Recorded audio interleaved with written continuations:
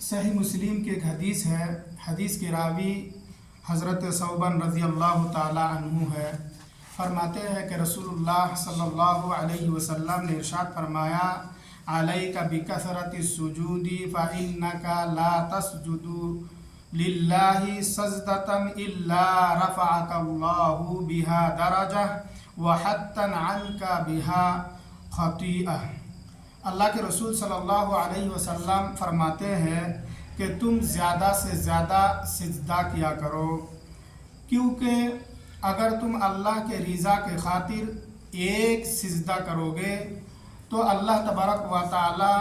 تمہارے ایک گناہ کو مٹا دیتا ہے اور ایک درجہ بلند کر دیتا ہے.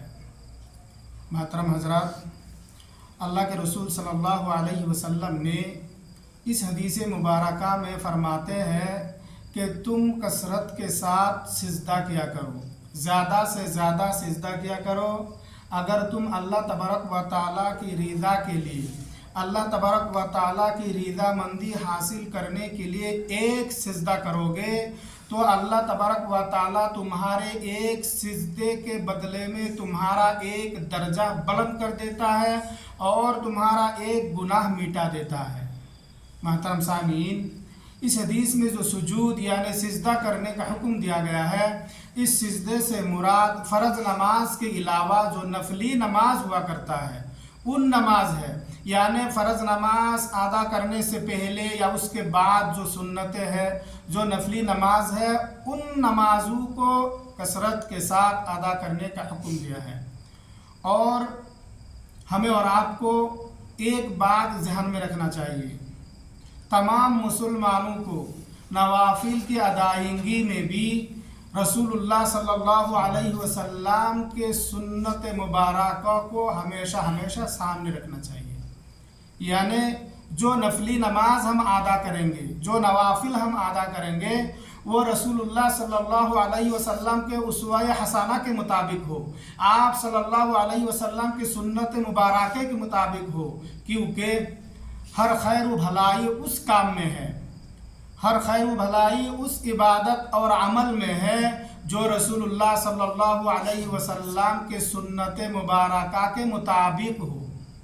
یعنی نفلی عبادت بھی رسول اللہ صلی اللہ علیہ وسلم سے بھی ثابت ہونا ضروری ہے.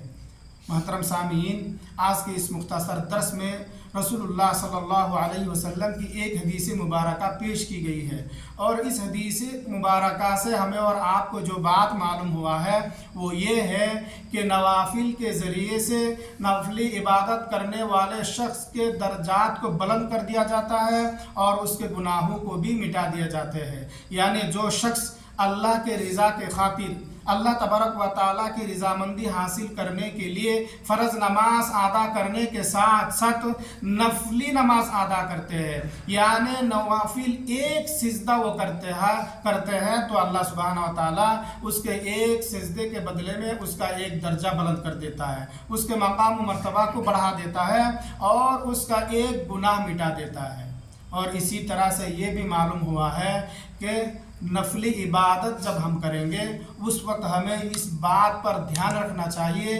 کہ وہ عبادت بھی رسول اللہ صلی اللہ علیہ وسلم کے اسوہ حسنہ کے مطابق ہو، یعنی آپ صلی اللہ علیہ وسلم کے سنت کے مطابق ہو، آپ صلی اللہ علیہ وسلم سے ثابت شدہ ہو. لہٰذا ہمیں اور آپ کو چاہیے کہ ہم فرض نماز پابندی کے ساتھ ادا کریں اور اس کے ساتھ ساتھ جو حدیث مبارکہ سے نفل نماز ثابت ہوتی ہے وہ نماز بھی کثرت کے ساتھ ادا کرے. اللہ تبارک و تعالیٰ سے دعا ہے کہ اللہ تعالیٰ ہم تمام کو تمام فرض نمازیں پابندی کے ساتھ ادا کرنے کی توفیق عطا فرمائے، اس کے ساتھ ساتھ کثرت کے ساتھ نفلی عبادت بھی کرنے کی توفیق عطا فرمائے. اللہم آمین یا رب العالمین.